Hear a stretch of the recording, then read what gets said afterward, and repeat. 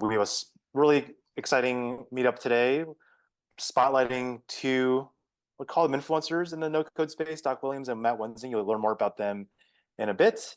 But first off, just wanted to welcome you all to if you're new to this is the No Code NYC meetup, probably the main community for no code enthusiasts in New York.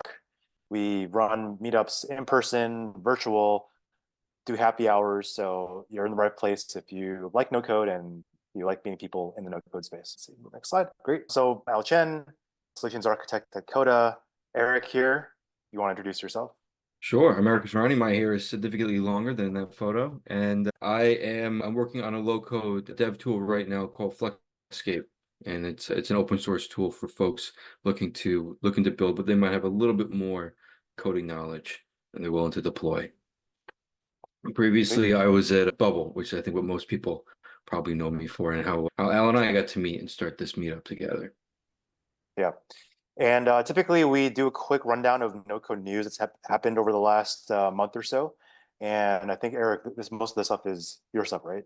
Yeah, I got a couple of big pieces. I know there's a lot going on, but I thought I'd highlight some of the big ones. So we Okay. start with the Oh, agenda for okay. today. Yeah, we did introductions. We've done that. We got some news and updates from a couple of the bigger players to talk a little bit about the newsletter and meetup migration that we're contemplating. And then we have Matt, who's going to show us his tool, his no code tool, which looks super exciting. And then we've got Doc Williams, who's going to talk to us a little bit about his YouTube channel and the education that he does. And at the end, we're gonna, we'll close it all up. We'll open it up to any additional questions, and also talk a little bit about the next IRL meetup that we're looking at. So without further ado, Al, let's jump into the news. First one's Coda. Al, I'm sure you had something to say about this. I caught this one Nice. a couple days ago. Snowflake is a massive juggernaut of a company, and Coda obviously also huge. To see these two come together, maybe you can tell us a little bit about what that looks like.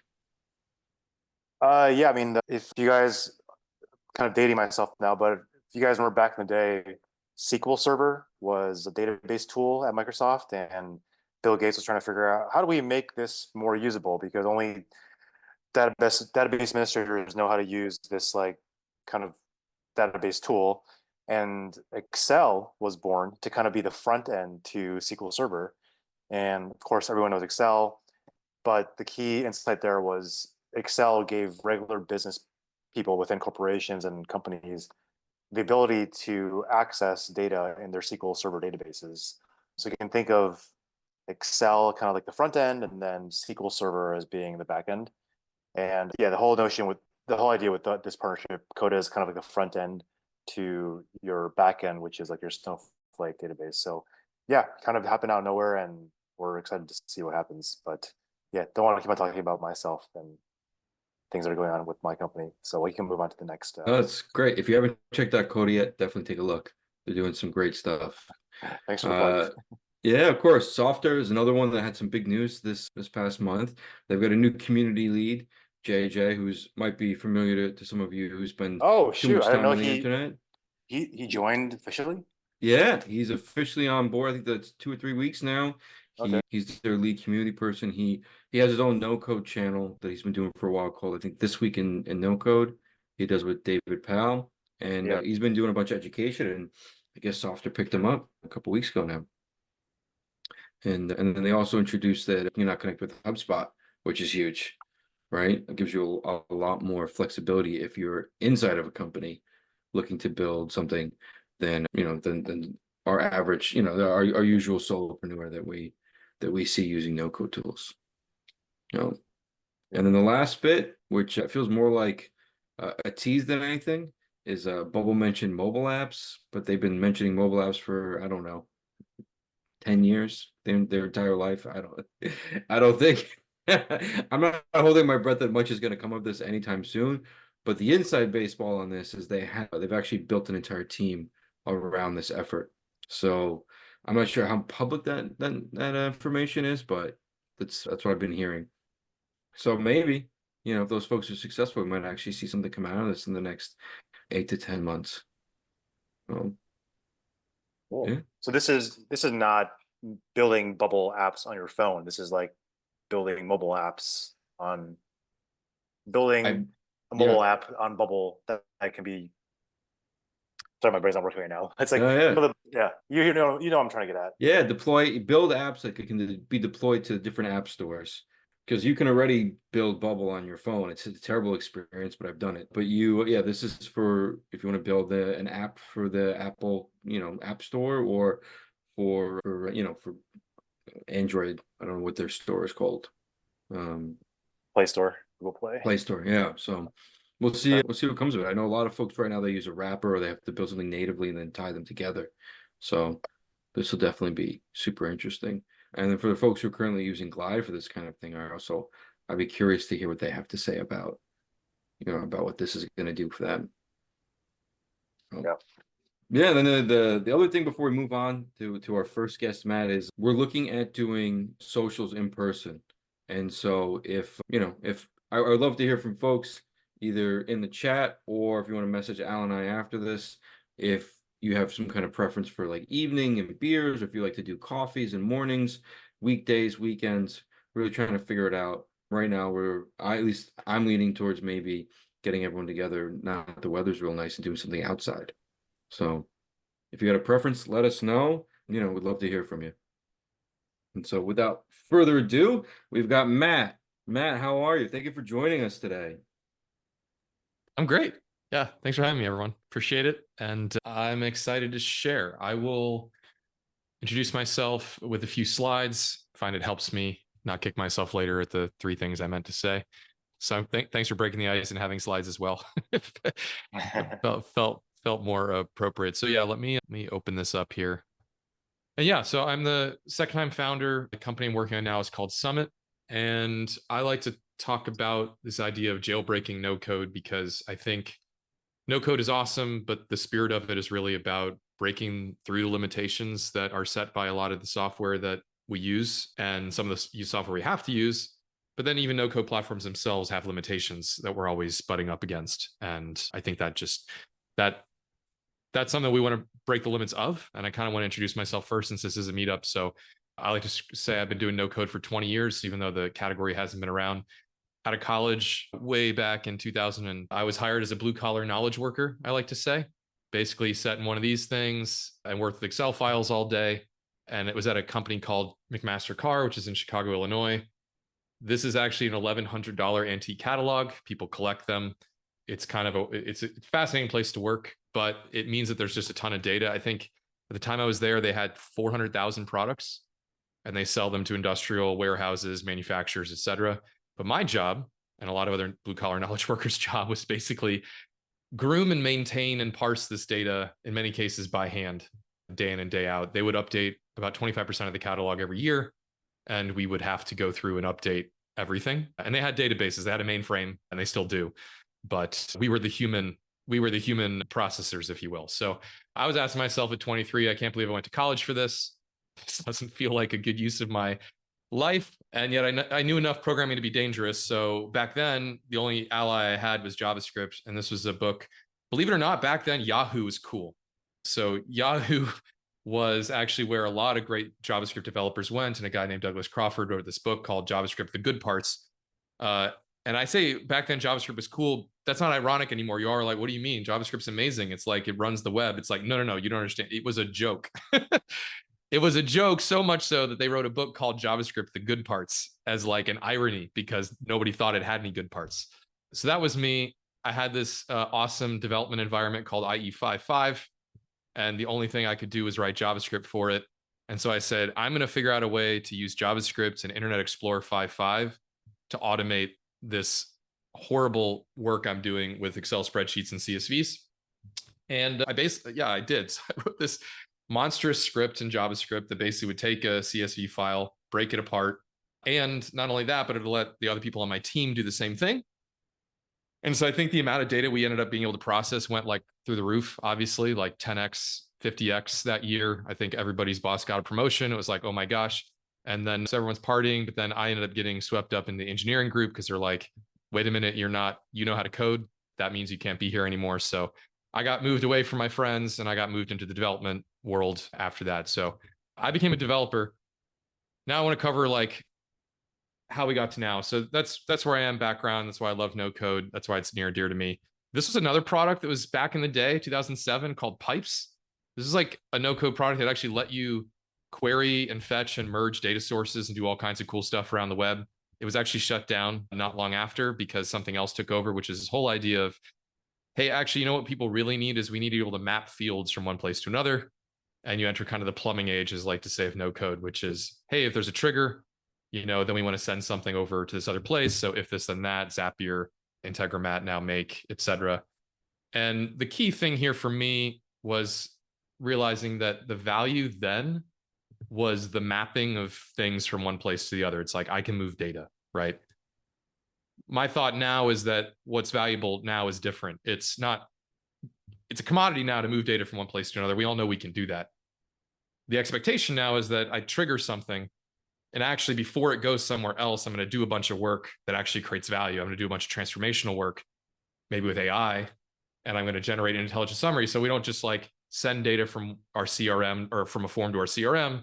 It's while it's going from the form to our CRM, we're actually do a bunch of valuable work in between, and then we're going to send it to 3 different places or 2 different places.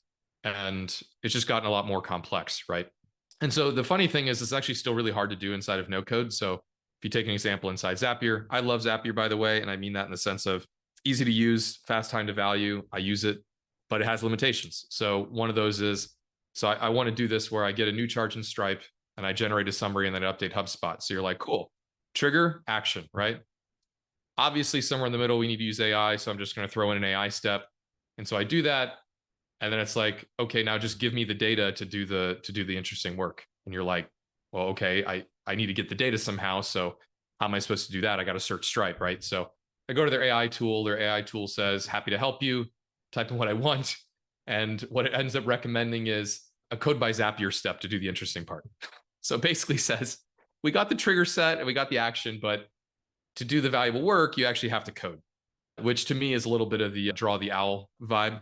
It's like, so you give me basically the easy part, and then you tell me that I actually have to do the rest of it, which it's obviously a disappointment. So I tried another way of doing it, which is like using their formatter steps, API request, which is in beta.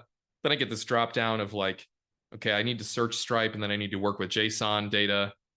That's not happening. This is that like, how am I supposed to make this work? It never was going to work kind of feeling. So now I'm feeling trapped, basically. And this is what I mean by jailbreaking no code, is that you have these ideas, you want to do something novel and cool, but then you go to the tools, and so often you're actually not able to do the thing that you thought you were going to be able to do. So that's a history. Let's do a demo.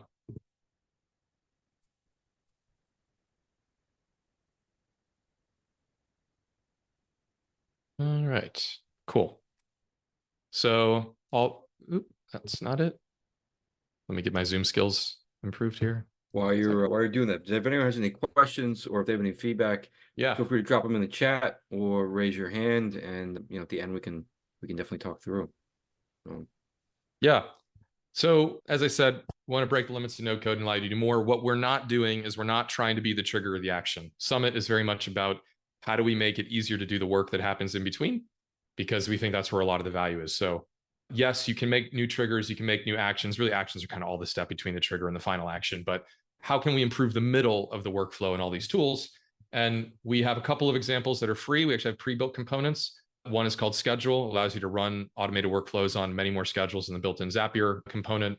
Query, which allows you to run SQL on CSV files that you have out there on the internet, which is super handy versus trying to loop through and filter stuff. And then one for lead scoring, which is obviously just kind of universally useful for, popping an email address and seeing what it's worth.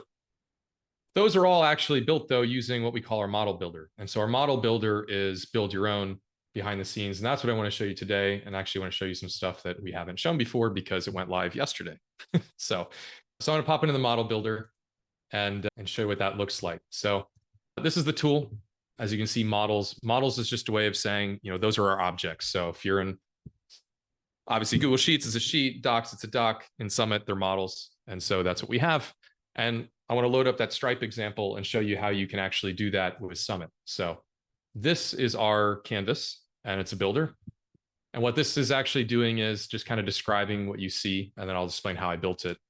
So the purple boxes are actually doing Stripe searches. They're hitting API endpoints on Stripe based on the first thing that comes in, which is this email address, which happens to be mine. So you can email me. And so we're saying create an object with this email address in it, hit this Stripe endpoint to do a search. That's going to give me back all the customers in my Stripe account that have that email address. And then I'm going to grab their ID. I'm going to pass that ID to another query, which is going to then let me hit Stripe again for all the charges.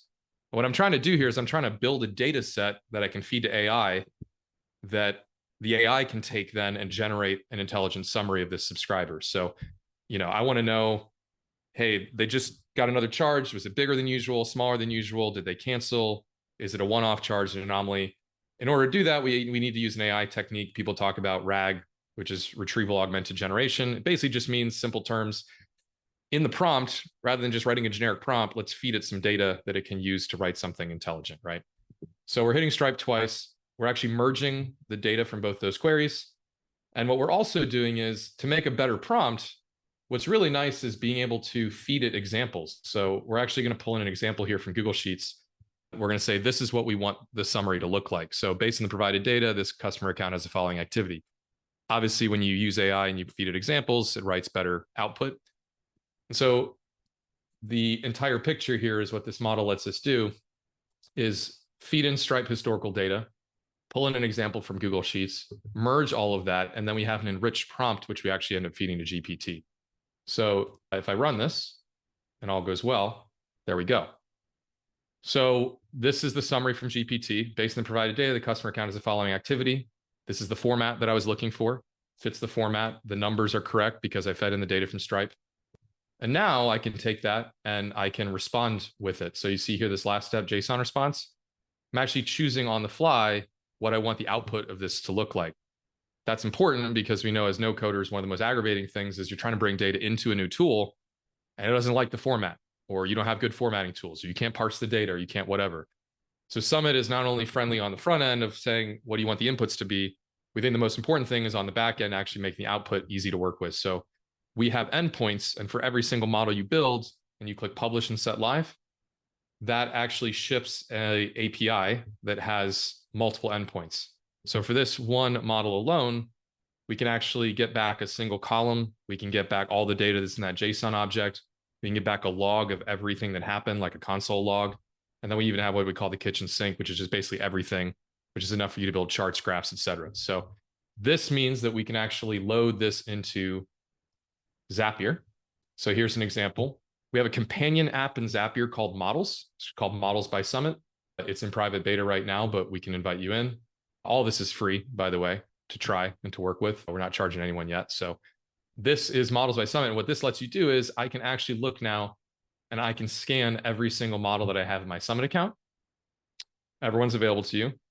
And when you choose that, it intelligently finds the available inputs for that model. Because I define those on the Summit side, this sniffs those out and says, this model takes an email address. What do you want to use as the email address? So I'm feeding in the email address, I'm running it. And as you can see in the test result here, this is that intelligent summary now. So we've collapsed what would otherwise be an impossible journey of trying to get this all done in a Zap into a single call to Summit. And now we can take advantage of what Zapier's good at, which is the trigger and the final action, but we can use Summit as a step in between to do the hard work, right? And that's how Summit works. A couple of things to note. Otherwise, you can share these. So if you make something, and that's something we really want to encourage, obviously, if you make this and you're like, hey, not everybody's a master builder, I want to share this. There's a couple ways to do that. One is you can literally just click share and share a copy. So if you want to get good at this, share this on Gumroad, share this for free, build it for goodwill, take your API keys out, do that, share it. If anybody else uses Summit, they can pop that into their bar, hit enter. They'll literally be able to copy that right into their account and have it. So anybody can share and use what they have. I think this is also very missing in no code. I wish there was more open source, if you will, more libraries, more things people could turn to. If I want to do this too, and you've already written it, wouldn't it be nice if you could just share it with me and I could load it into something I can use right away? So that's how it works. We have call logs, so you can see who's hitting it and what and why. You can even wrap an entire SaaS around this if you want to build a business, right? So you could almost think of this as a wrapper factory if you want to build more interesting things. And the last thing is these Summit models are also text-based. So if you want to share it by text, if you want to store this in GitHub, you literally can. I think one of the other things missing from no code is just the fact that a lot of our work ends up being trapped inside of proprietary data formats inside of these tools. And we have no way of diffing those, sharing those, collaborating on those, committing those, doing what developers do. So all of the models in Logic and Summit are actually text-based, or can be, and you can commit them and treat them just like code inside of GitHub. That's Summit. I'm going to show you some other examples of models we built, but I want to make sure you guys can ask questions. Yeah, that last bit's super interesting, but it kind of paints a little bit of a theme for me that I notice is a lot of the things you're talking about are technical ideas, but being put and built in a way that are accessible to folks. So you might know what these things are, having not worked with them, but now you can actually build around them, like an API, an endpoint, right? You're having to do all this. And I've seen lots of no-code apps where they would send, they would have to hire a developer, send out their information, have the magic happen, and then have it sent back, and then be able to continue to build with their no-code tool. But this removes that step of having to hire a developer to do that kind of data transformation. Yeah, and we want to make it easy to get started too. So I just started a new model. You don't need to start building from atoms. You can build from groups. So if I want to add a request, just click and just paint. It's a broad brush. This is a request. This is a parser to grab the JSON, and this is sending it to a JSON response. If I look at data, that's what this does. So if I hit set live right now, I would already have my own API endpoint that fetches another API, parses it, changes how it's shaped, and sends it to, sends it out, right? So we'll make this really easy. You can even call other Summit models from within a Summit model. So if you build something like, for example, down here, we've got a home purchase calculator. This is an entire mortgage model built in Summit. We do mathematics, forecasting, simulation. This entire thing is powered by no code. And it means that I can build this in Summit, call from Summit. I could send this to GPT and say, hey, summarize this financial forecast for me. Here's the data. And send that final analysis back out as a result. So a lot of mathematical usage of this, simulation and forecasting. Great. Well, this is super interesting. I especially, would you mind digging in a little bit more about your thinking around the Git commit and the collaboration there? I feel like that, honestly, that's something you don't see, right? No, you don't. And I think it's a dangerous ground in a way, because no coders, and I feel like some of them might see Git and be like, I know when I see that's not for me, because when I go there, that can't help me. It's almost like I have to do a U-turn. Mm-hmm. So for us, I think this is going to end up being a transition where right now in Summit, you can log in using Google. I think logging in using GitHub would be a next step. And then saying, hey, if you have a login with GitHub and you have a repo, why don't we just save all of these to your GitHub repo as well? It could be a private repo. And now you're collaborating. Maybe somebody else wants to use an IDE and develop using text. They don't want to use the canvas. That's fine. But I think there's a way to kind of ease people into it.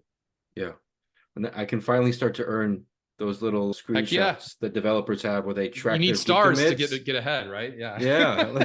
The funny thing is this: I've been a developer since 2002, and I will say that it's easier to do certain things. It's easier to do in no-code tools, obviously, than coding environments, because it's built with a purpose, right? So if you want to do this right here in code, it's going to take a lot more than 10 clicks, right? Writing this in Python is going to be harder, actually. And then you still have to figure out the output and the APIs and the API keys and provision. I mean, this is faster. So yeah, I think we can have our cake and eat it too, is the idea.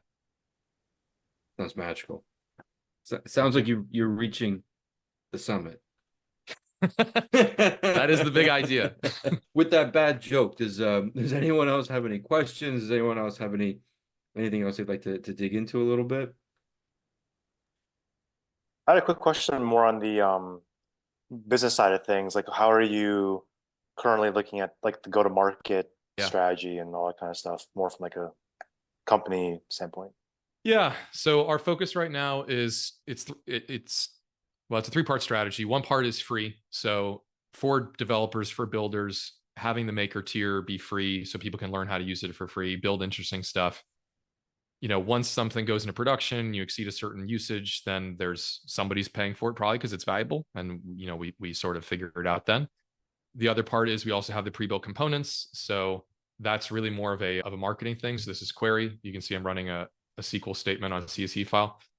The play here is if you're an enterprise, if you're Zapier, if you're HubSpot, if you're Make, they have pre-built components, but a lot of them are not that great. I mean, some of them are great, some of them are not that great.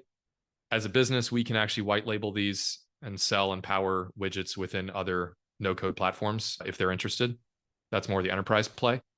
And then sort of those things catch up with each other at some point. The work that's being done by the makers is sort of becomes I would say the long tail of the business, and is probably about the same size as the enterprise. So we're looking for partners, distribution partners, no-code companies like Make, Zapier, Glide. Having good conversations with Glide right now, actually, as a matter of fact, about if you have a column and has a bunch of data in it, and you want to run some analysis, doing analysis in no-code can be very hard. Send it to a Summit model instead, get it back, computed columns on steroids kind of thing.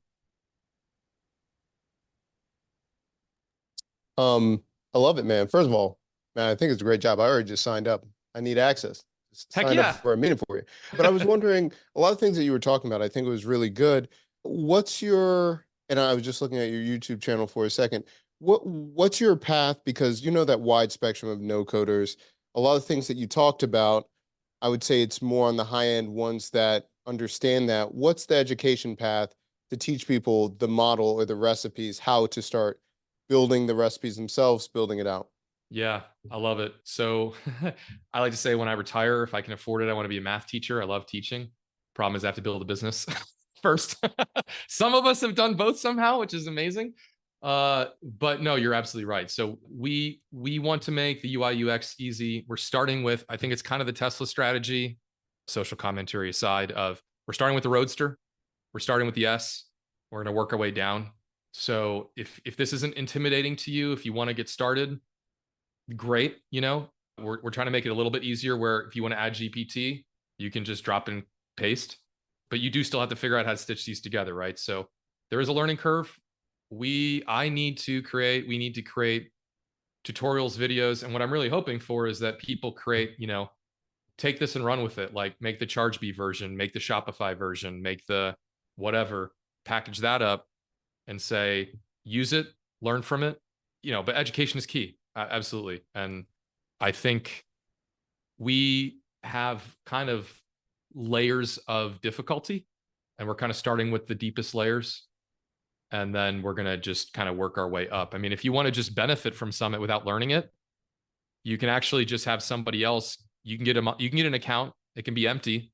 You copy in somebody else's really cool creation. You go to actions here. Suddenly your dropdown has a thing in it, and now you just get to use it. Right. And my hope is that creators see the opportunity to say, yeah, I could sell those templates. I could, make those for others. If you want to put that behind another API service and sell that as a SaaS, you can monitor the usage. And we want people could literally build things on top of this if they want to, right? So long answer to a short question. We're starting with the experts and kind of working our way down. I love it. I love it. One last question. I'll stop asking this. No, please. The other one is how would you compare from what you have with Summit and then where you're seeing some people use BuildShip or use that with some of their projects? I'm not sure if you're familiar with that. I don't have platform. direct experience with BuildShip yet, to be No honest. worries. So I will say, though, just to reinforce what we're doing, we want to be the little brain step that a lot of people do in either spreadsheets or ad hoc or offline or manually or et cetera, right? It's like, I want this analysis, or they have to pay custom software for it. Like, I'm going to subscribe to some SaaS that does this little bit of AI, right? But honestly, I just need to pass some Stripe data to GPT and get the answer. So I would say we're trying to find that. That's our focus, and saying, yeah, I would actually say this list right here is our focus. And I think that is the unique part, is trying to do calculations, scoring, forecast, merging JSON, working with CSV files. We're a utility is a short way of saying it almost. And we kind of want to be a utility that you can carry around with you to any platform you go to and say, you ought to be able to call this from that other one, right? Like that would be the goal. Yeah, we want to be friendly in terms of interoperable with everything we can, really. Yeah. Love it. Great. Thank you for that, man. Thanks for answering all our questions. Thanks for letting me share. Yeah. Does anyone else have any questions you want to drop in the chat? Or if you want to chat, you can raise your hand and we can call on you. We also have time at the end here. So, if no one has anything right now and you're still kind of thinking on it, we'll move on into Doc Williams. All right, nothing. Well, once again, thanks, Matt. Appreciate Yeah, it. thank you so much. Super interesting, and I can't wait to play around with it. So I already have some ideas with the Sweet. lead scoring and some of the things. Oh, Sam has some questions. Sam, do you want to raise your hand before we move on, or do you want to just toss them in the chat? You can raise your hand by going to Yeah, or just leave your question in the reactions. chat. It'll be probably just faster to. Yeah, toss it in the chat, and we'll come back to it at the end there. Because I don't think, Matt, you don't got to jump, do you? Nope. Great. All right, so we'll move over to Doc Williams. Doc, thank you for coming. Thanks, Doc. It's always good to have a chat with you. Thanks, man. Thanks for having me. Appreciate you all. Yeah, so Doc and I have been friends for a long time. Doc has a very interesting, successful YouTube channel, and he covers a ton of no-code stuff, which is how him and I came to know each other. I think you're at like 31,000 followers now. Is that right? Yeah, just about. Yeah, I think so. Well, we're gonna help push you over today if we can. Appreciate you. So why don't you just give us a little background on you and your channel and how you got into no code to start. Yeah. So again, my name is Doc Williams, and I started because I was really bad at coding. I have severe dyslexia. So when I first started, I started trying to code probably in the middle of high school. And this was a mixture of like back in the day when it was like Microsoft Access and all of this stuff. And I was trying to be what did they call it? A desktop publisher at the time. That now is a relic term, I guess. And so I tried to do that and use Cold Fusion and use Dreamweaver. And I was really bad in trying to make GeoCity sites. And I was like, this is terrible. I have to leave. And so I went a different path. I went into like healthcare and fitness. So then I opened a gym and became a physical therapist assistant. And then later on, because I knew just a little bit how to manipulate things and whatever, I would get hit up all the time. How could you start building these things? So this was around, I would say around like 2011. And I discovered that was probably the year AppSumo came out, around that time. And then I would just Frankenstein together all this stuff. Or it was no code. I just thought it was like just easier stuff that I could do that was visual. And then I started building just different, really, really bad applications, connecting things together. And then that kind of took me to working for ESPN, and I was around athletes, and they would ask me, how do I build certain things? And that just kind of revolved around in fitness. So fast forward, this was like 2019, started working with VaynerX and stuff like that. And it was mainly fitness.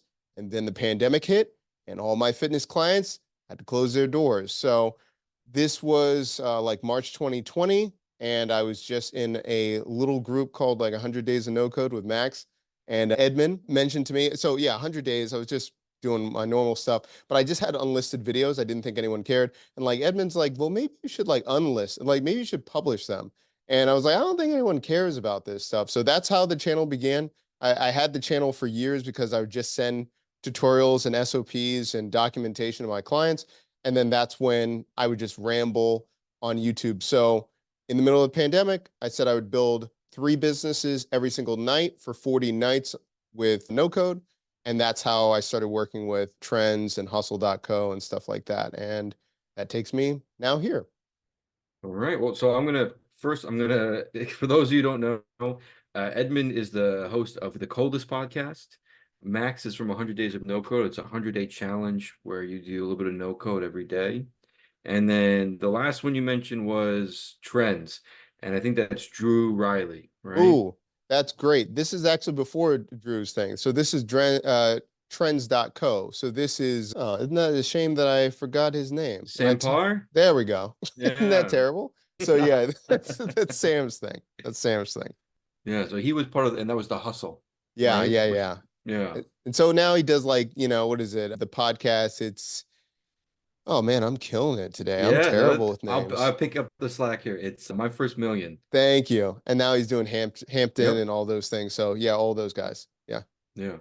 So that's, I mean, that's, so it's great. So this is, your success isn't like 15 years in the making. This is something that you did out of necessity. This is something that you really built because you were doing it for fun and for friends and for your, for your community. But people are like, no, this has much far-reaching implications. You really could be helping people.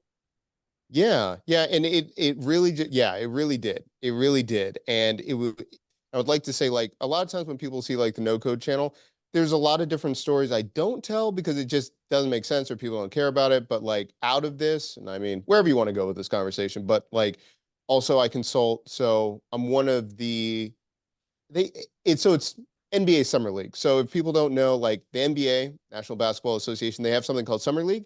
Although it looks like it's the same, it's actually run by 6 people. So it's a really small group, but they do incredible things. They've done it for 20 years. So I was like, I know you can do better things. Like I can help you. So I built a couple small like micro SaaS for them. So I just go every year to Summer League to build out like just automation and stuff and help with their marketing. So it, So yeah, it's is that whatever people yeah. need. That's what I do. And so the opportunities, do they come in through your channel, or are you out there pitching folks? You're like, hey, I would love to work with you, and I have some 90, solutions for you.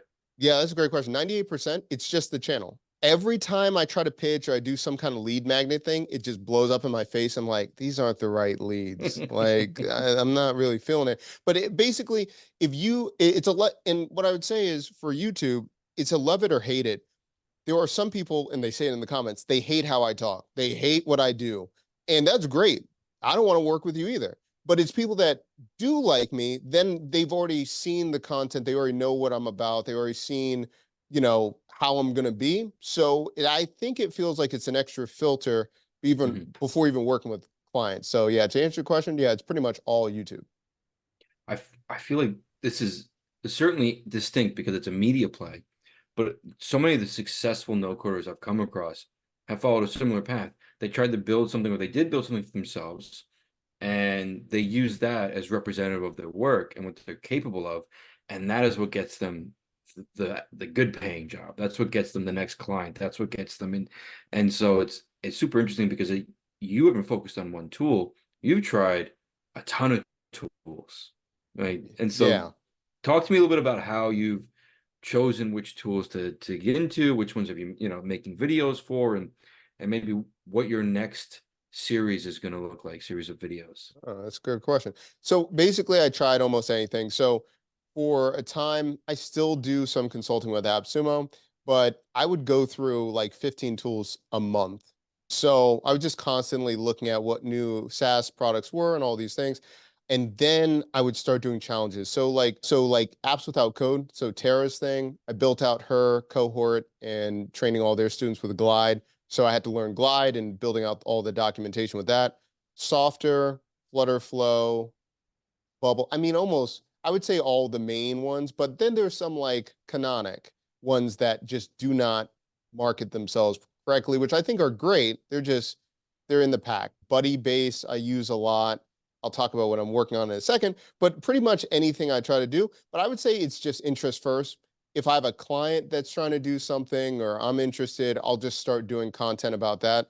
I try to do the whole play of like what's trending and I'll try to do it doesn't work for me. I don't get interested enough. So it's just whatever I'm trying to build.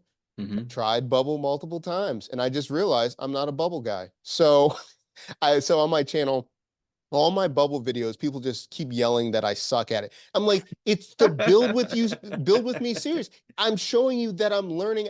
I get so much flame from Bubble people. So I unlisted most. I'm just like, go see like X, Y, and Z. Like, I don't even like the platform. Like, anyway. So that's probably the only one. Like Mark Fletcher is great at it. And I'm like, I respect it. If you want to Yeah. use Bubble, great. It's just not for me. So Yeah. I think Flutterflow I use quite a bit now. So if I'm trying to do this something very, very fast, it's softer than Flutterflow. and WeWeb. Those would be like Mhm. the two ones over there. I'm a fan of Node-RED, if anyone's doing things with automation and things like that. And again, I think Canonic just needs to get their stuff together, but I think they have a lot of potential. And then for automation, Zapier and Make, Pipe Dream, when I'm feeling like I want to think more, but it's so cheap. I have to use Pipe Dream. Yeah. But yeah, those are my main ones. Those are my main Yeah. ones. And now Summit. Yeah, So no, it's on my list. It's on my list. I'm serious. And then like to answer your question, like where I'm going next, I haven't Mhm. announced it very well, and people are gonna we'll see what happens. I'm actually doing I'm doing a full coding boot camp. So I'm not sure if you've heard of this. It's called like Aha Stack. So it's this guy, and he's a full-fledged coder. So he uses Astro, HTMX, Alpine.js, Tailwind, and Pocket Base building web devs. And so I've been in a boot camp coding and almost severely drinking, being in VS Code for the last like 3 months. I'm like, my God. And they're like, no, you'll get it. Just keep typing, keep typing. But we'll see how that goes. So we'll Yeah. see. To your earlier point about the bubble folks, as the community person there back in 2018, 2019, 2020, I feel like they're all trauma bonded because of how difficult it is to get through the initial learning. Like it truly, they're like, I suffered, you can suffer too. You'll figure it out. And then when you do, it's the promised land. It's like, well, not everyone wants to suffer. Yeah, no, I never made it. And I forgot that you were there in 2010. So I started in like 2018 around that. It's the guy that it was around the same time before he did Starter Story. He did a totally different SaaS. And so I was doing a hackathon learning Bubble, and it was just a grind, bro. Like Mhm. it's this whole thing. And then I'm like, I don't want to it's just terrible to me. I'm sorry. But Mark Fletcher and Lee and all you people on Twitter love it. And so, have at it. Have at it. Yeah. So quick departure from no code because I do feel like it's adjacent. You've done a couple of videos on it now. How do you see the relationship with no code and AI developing? Right? Matt kind of touched on it a little bit when he was showing how you can introduce, ChatGPT into, taking your data and really transforming it. What are you seeing on your end from tools, integration with tools, and how do you see yourself using it in the future? Yeah, that's interesting. I see it just being hand in hand. I just think it allows you to speed up what you're doing with no code anyway. I really think with AI, just because it's just having a moment. Everyone just seems to be talking about it, which I think is a good thing. I just think sometimes it becomes this overarching thing that like it solves everything. Mhm. And I think that's where it becomes dangerous. I think if people just focus on like, what do you need help with? What are you trying to do? And then allow AI to speed that up, I think that's a lot more impactful than like people thinking it's the next thing. Like I see it in my comments all the time. People are like, okay, now that I have AI or I have BuildShip, like, can I build the next TikTok with Flutterflow? And I'm like, what? I'm like, you know how hard that? No, no. What are you making money? Like, what are you trying to do? Let's talk about that first. Like, you don't need. Why are you gonna make that? No, no, no. So I think it's great, and I think it's a great thing for people to like. And I'm not trying to cut down imagination. I just think sometimes it's like AI right now, you can do very specific things. And I Mhm. think if people focus on their problems or their skills and then speed that thing up, it will make it a lot more impactful. And then when you're looking for this, like, moonshot or whatever, let's see what it could happen. And AI is moving so fast, it could do it in the next couple of months or whatever you're trying to do. But I think it's really important still the important, what are you trying to solve for? Who are you trying to help? Are you doing it scratching your own itch? Are you trying to make money? How much money do you have right now? What's your skill set? What does success look like for you? And I think a lot of people dance around those questions a lot Mhm. of times in no code. I guess almost any industry, but I just see it a lot where people are like, I'm going to build the next great SaaS thing. And then from there, I think AI is going to work hand in hand. I use it all the time. I mean, but I'm using it for very specific ones, already things that like say for instance, I use something called Komodo Dex, and it's similar to Loom, but what it happens is it allows you to do step-by-step guides, so it builds it automatically. But then it does AI summaries. It does all of these things that before I was spending tons of time doing timestamps, figuring out what I was going to say. So I'm like, start looking at like what you want AI for. And to me, that saved me tons of time. I know how much my time is worth. And then it's like making me this much potentially. So I think a lot of times going that route with AI, but it's great. I think it's going to be great. I don't think it's one or the other. I don't think it has to be no code or AI. I just think it's going to be working together. Yeah. Oh, super interesting. Thank you. Cody, thank you for keeping a running tab on everything that we've been talking about in the chat. Appreciate it. All Yeah. right, Doc. The hard question now. Let's talk a little bit about challenges. You spoke about some in the beginning that kind of set you on this journey. Yeah. Are there any challenges recently, especially as technology changes? It's kind of a moving target with AI. Like, what are you running into now as you build your own persona, as you build your channel, or even as you settle in on your next idea? Oh, that's a good question. I mean, so there's a couple things. That's layered. Okay, so the first one is, Choose your own adventure, whatever you want to yeah. answer. So the no code thing is, I think to me, I know there's always like the Flutter Flow guy, the bubble guy, and I think it's really good to have like experts in like one so you can deep dive.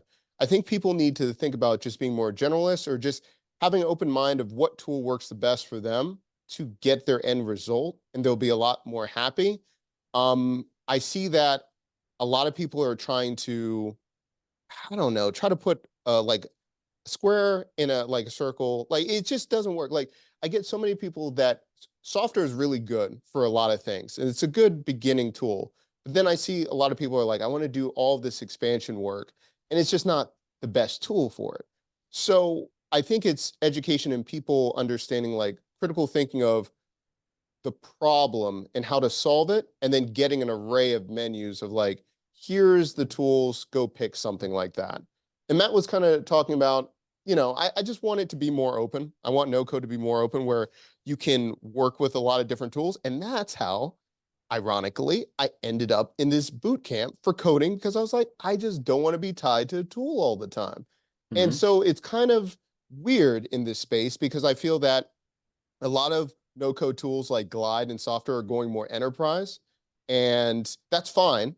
But just be honest with the audience. That's just me. I have no ties to these companies. I'm sure they don't want me to say any of those things. But to me, I just feel like I was like, and on the other side, I understand, man, you got to make money. A lot of the makers, we're not bringing you the money to make it sustain, especially if you're already VC funded. I understand. So I think it's just understanding where do you want to go, using the right tool, and going from there. I think the trap of it was almost like a bait and switch. Sometimes looking at what pops off on YouTube, it's always very like sexy to be like, oh, I should be talking about that. But then you get to a point of, I think anyone can create a successful YouTube channel about a niche something. There can be any kind of niche out there. If no one's heard of Bobby Fingers, go look up Bobby Fingers. It's nothing bad, I swear. But it's really interesting. I think if you're passionate about and you just really care about something, you'll find the right audience. So I think that's just pretty much it. I'm working on a few other concepts, but I find that now I want to talk less about tools and more about businesses. And I think just the channel, I've built a smaller channel. I think it's got to be that divide because one channel is so focused on like technicality. I think changing the channel right now, it just wouldn't be a good fit. So I'm just continuing with Doc Williams, but doing more of a business focused channel. And it's just using the tools where appropriate, but it's really focusing on business versus Doc Williams. That channel is really in the weeds, I think. Yeah. What's the name of the new channel, just so everyone can take a So look? the new channel is DIY Media Makers. And that one is, some people are like, you're doing the same thing over there. But I feel like it's more testing for branding, for creating companies. And so I'm using certain no-code tools. I feel like it, but it's more like teaching you how to build a business. So like using Opus Clip and using different platforms that's going to help you get awareness in business and operating your business versus I feel like a lot of people associate this channel right now as more building apps or building mobile apps. which isn't a bad thing. It's just, I think it's a different focus. So yeah, we got it over there. Great. All right. So final question. I'm going to open it up to everybody, but Doc, this is I'll give you the chance to answer it first because it's inspired by your story, right? It's one of the things that I've been thinking about a lot, especially with AI, is the fact that we already have a limited amount of coders, which is what no code, it bills itself as being able to solve for. We're going to put technology in the hands of people who don't know how to code. And as these things get built and as these things become more sophisticated, right, you still need a certain amount of technical knowledge to be successful. And what we're finding is that education comes at a price. It comes from the suffering, you have to learn. And eventually I know a lot of folks who follow your path and when they're like, I'm already learning all these concepts, I might as well take the step and start to learn the code, right? And so my question for everyone, and Doc, first one out of the gate is, do you think that that's going to be a trend? Like is with AI and no code, or are we going to see people get more interested in technology, have this much, easier entry point to eventually getting to a point where they know how to code? Or is it going to come the opposite way where there's going to be so few people who actually understand the underlying technology because everyone can just build on these abstractions on top and they don't have to worry about it. And that of itself, who knows what kind of liabilities that'll bring about. Yeah, that's interesting. I wish I knew the future. I think it's, can I say both? No, Sure, you can say. I mean, I think your it's, answer. yeah, I mean, the only thing I'll say is, and I'll stop talking, I think there's going to be, I would have coded years ago if people talk like a human to me. If people just made things that I understood and it wasn't, I don't know. And so your question is, I think using AI, it helps you. I also have found that I think the rise of YouTube, back then there wasn't any. I wish I just could connect with people that knew certain things that gave me that confidence and go that way, because most of my dev friends, I would ask about endpoints and they would roll their eyes or they'll be like, let me just build it for you. And I'm like, my God, like just tell me. But again, on the other thing, they're 20 years in, they can't explain it at such a basic level to someone like me. So I think AI helps a lot of people like myself, but I don't think coders will go away. I think there's too many things. That's just me. That's just me. Yeah. All right. Matt, Al, anyone else, here want to chime in with their answer? Yeah, I think that in a lot of ways, so it was always the vision. I'm a bit of a historian in case you couldn't tell, especially for computing. It turns out it was always the vision of the early pioneers of like PCs, early computing, Xerox PARC. You go way back. They actually thought that the interfaces and tools that people were going to use for computers to build things, to make things, were going to be what we call no code today. Like that was the vision. It was, I need a thing to answer this. I'm just going to draw a little picture. Or I need this. I'm going to do this. It's only the failure of software development's delivery of that has forced us to create tools that allow us to do what they promised in the first place. No code is not a reaction. It's not like a new thing or reaction. It's actually saying somewhere along the way we missed the plot, right? It was always supposed to be easy for people to use computers to their fullest potential. And what we created instead were two classes of people, which is classic human nature, right? We have the powerful ones and we have the weak ones, and the weak ones have to beg for stuff from the powerful ones. The powerful ones were supposed to create tools for everybody to use that they could be powerful with, right? And they didn't. And you could, lots of reasons for that too, because there's a lot of money to be made in keeping that division of labor there, right? So Brett Victor, love him. I don't know if you guys are familiar, but if you're not, I'm going to pop a little YouTube video in here. This will blow your mind. Watch that when you get a chance. That was 10 years ago. But so what do I think is happening now? I think that AI is sort of it's almost like the Gandalf that's like reappearing on the hill and saying, hey, good news, guys, I'm here. I'm going to actually rescue you from all this shitty stuff that you have to deal with.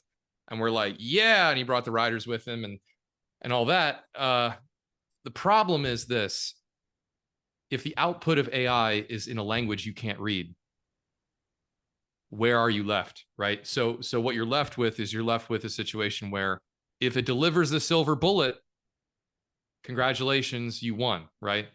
If AI does not deliver the silver bullet, if it's buggy, if it doesn't work, if you try to make it better 3 weeks later and for some reason it's not working, you're stuck, right? Yeah. And that is because it doesn't actually give you what I call building blocks, right? AI is a medium. It's not a building block. I think of AI as like a mortar, not the bricks. We need, and this goes back to what Doc was saying earlier, they go hand in hand because one is mortar and one is bricks. If you just start piling mortar on itself, you can build a certain height, but like you said, you're not going to build the next TikTok or whatever, right? And you're certainly not going to get ahead of that curve. So my passion is let's help no coders build bricks, which is why we publish APIs, because I think APIs are the bricks of the internet, especially open APIs on open standards like HTTP, JSON, etc. Basic authentication, right? The more bricks we let people create, the more we can build together. And I think there's no reason no code tools can't create bricks. Mhm. But you don't see much of that these days. And again, AI, sure, it's going to generate that cement, but you can only build so far with just cement. Yeah. Go on YouTube and watch all of the foundation fails from people There you go. pouring wet Exactly. cement. Exactly. No, you need bricks. And I think that's the, unfortunately, that's still the advantage that a lot of the software development has, is it lets you go deeper and say, this isn't the shape I really need. You know, I need a stone that's this big, this long, and this shape, and I need to put it right here. And it's like, okay, well, if you're in no code land, there's not a lot of flexibility. You get square shapes and rectangle shapes, and you can do 2x4s and whatever. What I want to do with Summit, and what I hope a lot more people start doing, is saying you can craft your own shape brick to go right where you need it to go and still not have to write a line of code, right? You still need technical skills, to your point, Eric, but let's deliver on the promise of like 50 years ago instead of like just the next 1 year roadmap of some big company, right? Yeah, absolutely. Love it. I appreciate that. That's a great way to wrap up this conversation. But we have some people raising their hands. So Sam, I'm going to unmute you if I can, so you can jump in here. Here we go. Let me know if you can unmute at the bottom of your screen.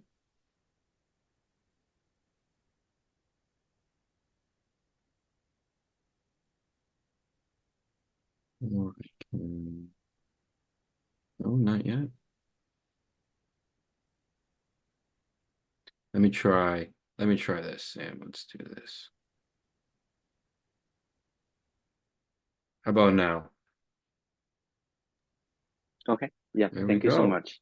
Yeah. I think this part really resonated with me. Thank you, Doc.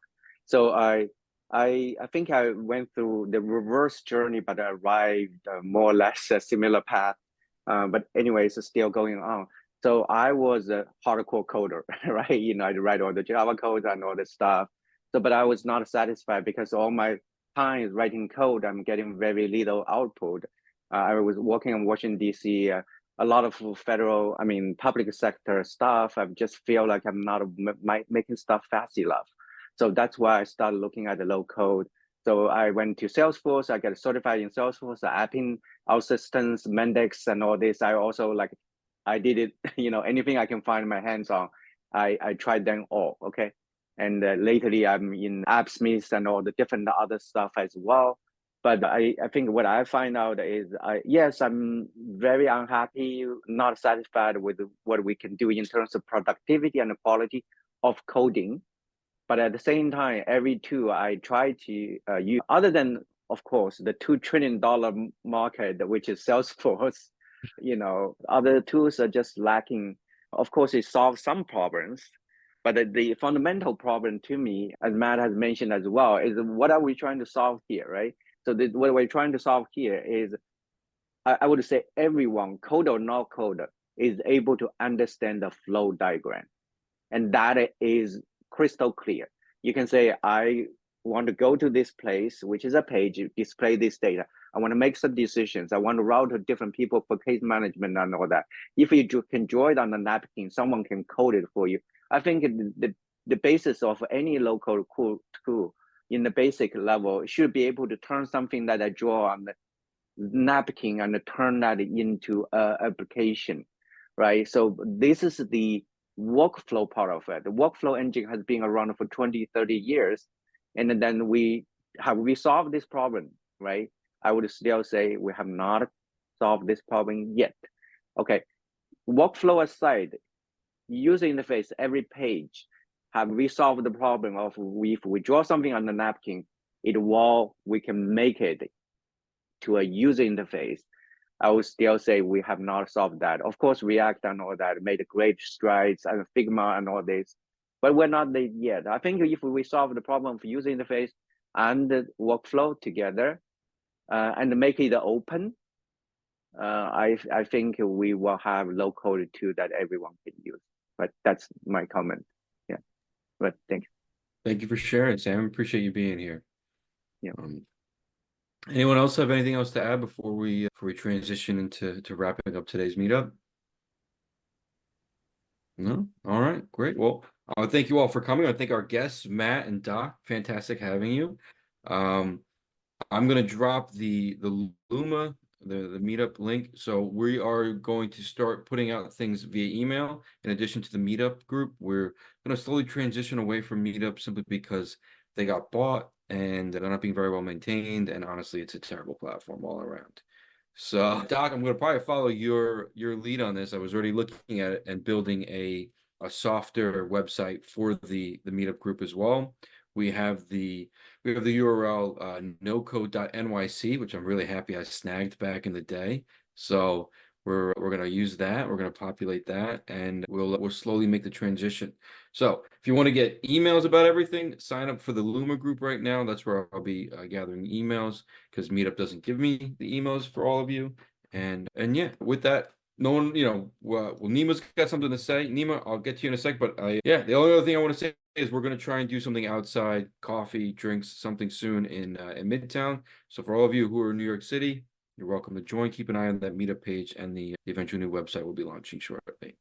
Thanks, everybody. And Nima, let me. All right, Nima, you should be able to unmute and share. Thanks, Eric. Took me about 10 minutes to figure out how to raise my hand, so that's why I was a little bit delayed. I'm actually joining you guys from Boston, so I hope you don't mind. Not at all. Thank you, everybody, Matt and Doc, for the presentation you made. Matt, thanks for the walk down memory lane with some of the screenshots you had. So I was about 20 plus years ago. I was a computer science grad, and obviously started in the field. But the last 10 years, I've been in business roles, marketing, etc. And now I'm looking at, and I have a question for the group. I'm looking to, for the third time, to raise seed money to build another tech startup. So, and I'm about 2 weeks into no code, learning the tools. I've used Glide, I've used Dello, I believe it is. Been watching some YouTubes, etc. Right now, the way I'm using it is I am building a working prototype for our fundraise to, sort of show to the investors what the app is going to look like. And maybe that prototype we build in no code, we might use it, say, with 50 or 20 users to get some feedback and show some results to the investors.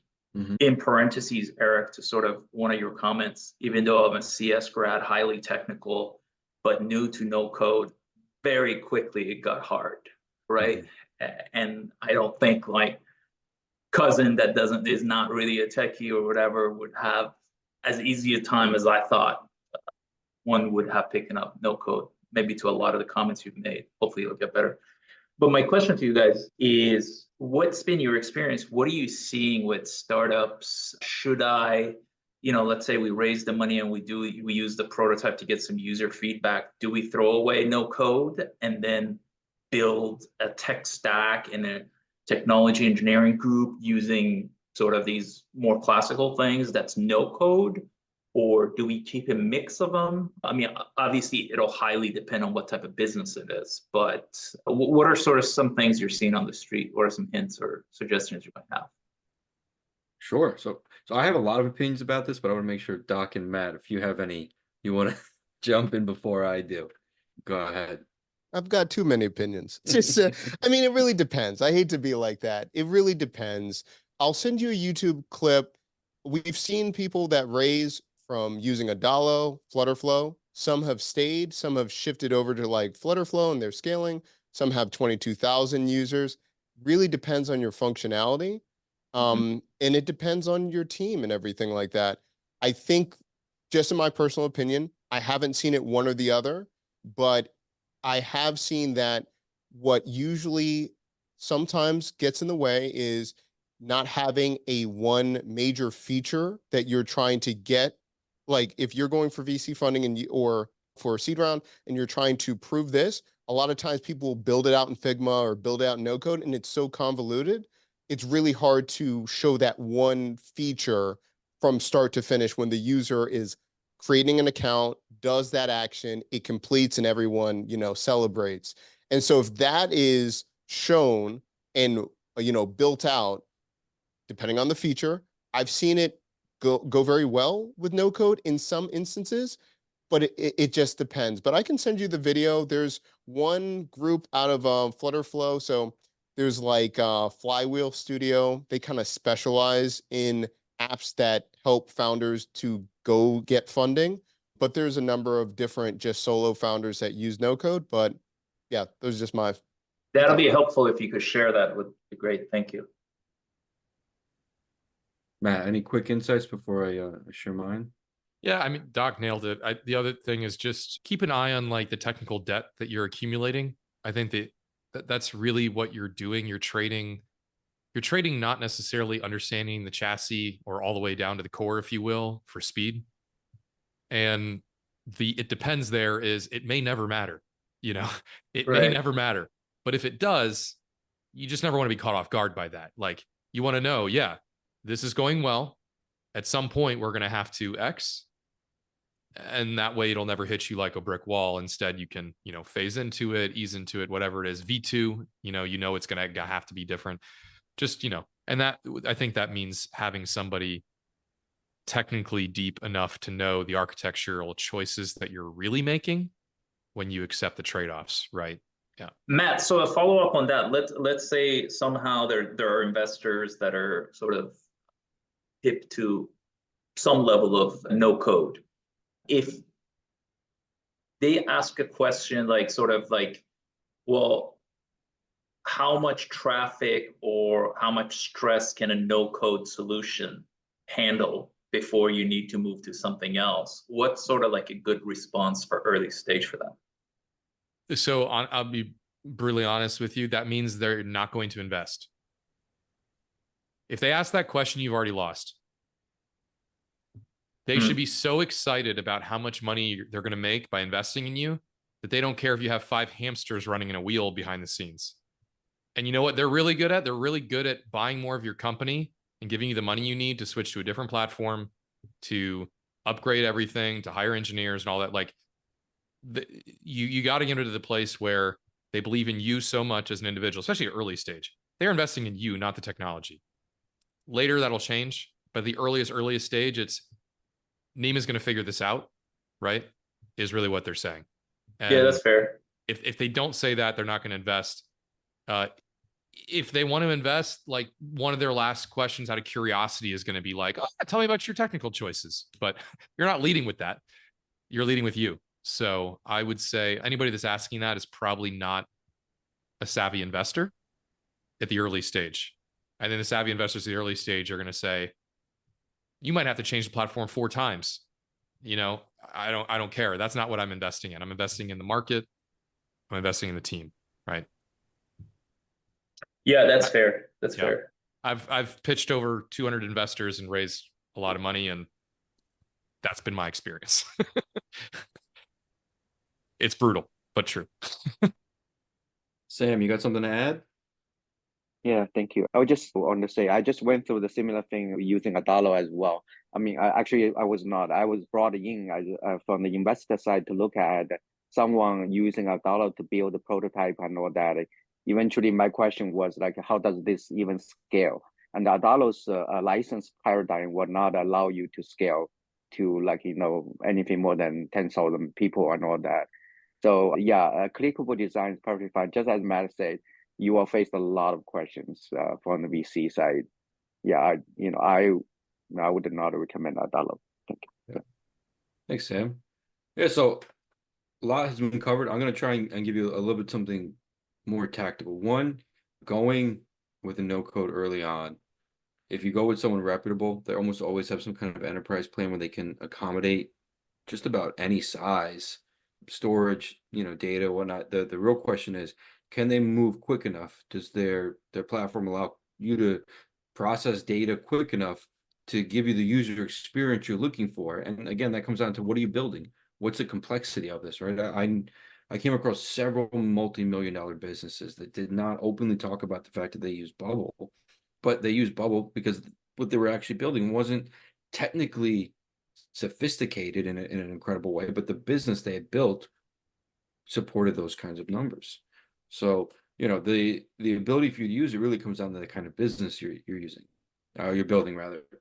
I would say if you do go the no code route, you can definitely take a lot of the bills off of your plate, a lot of the complexity off your plate early on when you're trying to build out your team.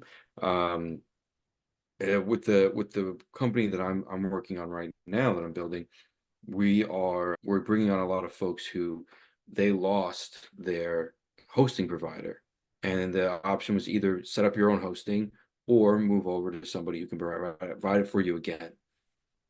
And if you don't do DevOps at all, and if you've never had to set that up, and if you don't want to maintain that, like the actual cost, your hosting cost to Amazon Web Services or Google Cloud or whoever, it's not that high.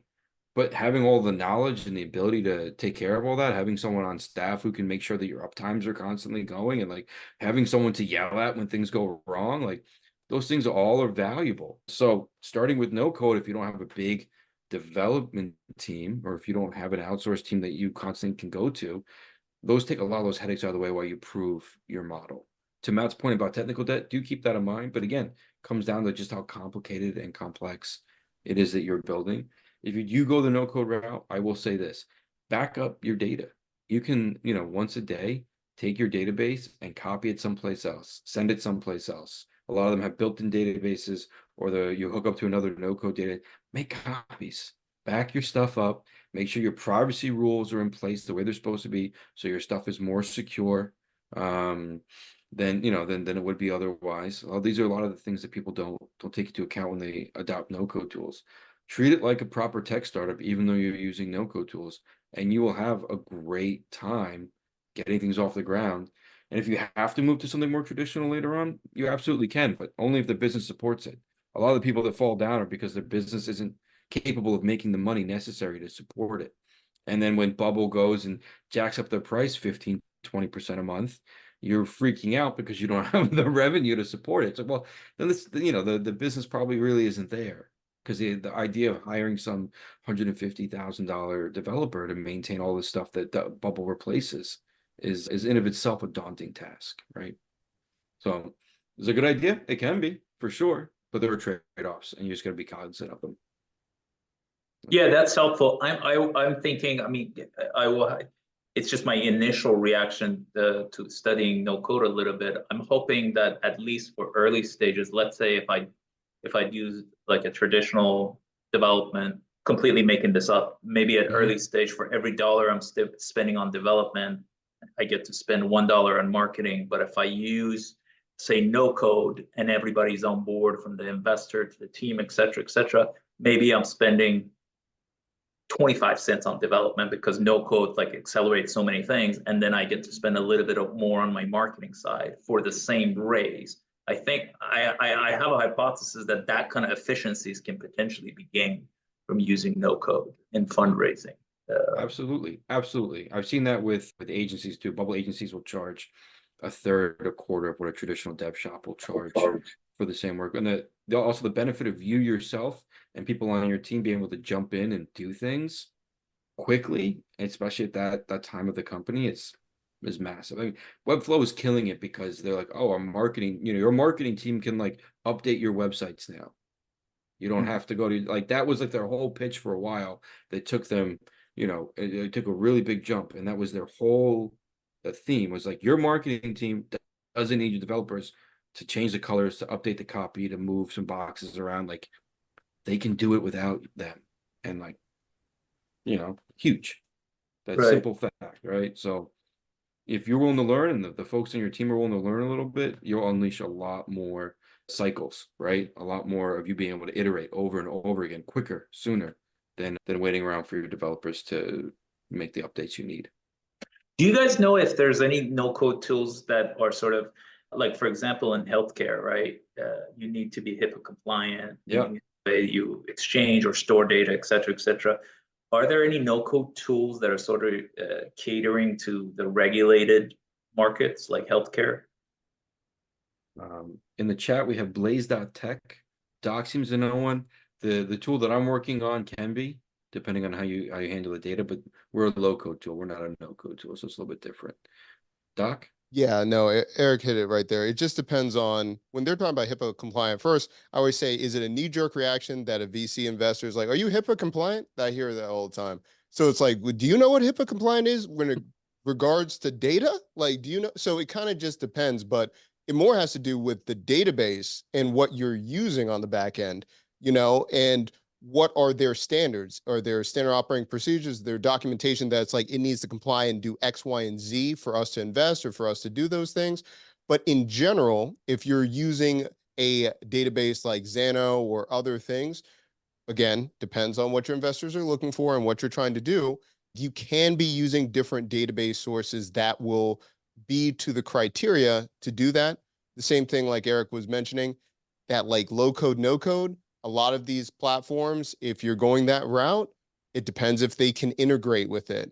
It's different than if they're like, oh, we use a backend and we can only use Airtable and Google Sheets. Okay, there's some things to consider with that. And then we'll talk about the rows and everything with that and all, like, what does that mean? But like, I wouldn't. But if you're going to be using something like Superbase, Firebase, you're going to do something with Xano and it integrates with it, you could. And the other thing about Adalo is there's a whole video series I say about Adalo. What they promise and what it does, look at their change log, not what they say in their marketing. So what they say on their site is very different than their change log. Can you use Xano with them as well? You could, but now you're looking at like their business plan, which is like $239 or $289 a month or something like that. But if you want to talk about it, message me, all that kind of good stuff. Thanks, Doc. Oh, good luck on your business, and hopefully once you get off the ground, you'll come back and get to show it off to everyone Absolutely. here. I appreciate you guys' help. For sure.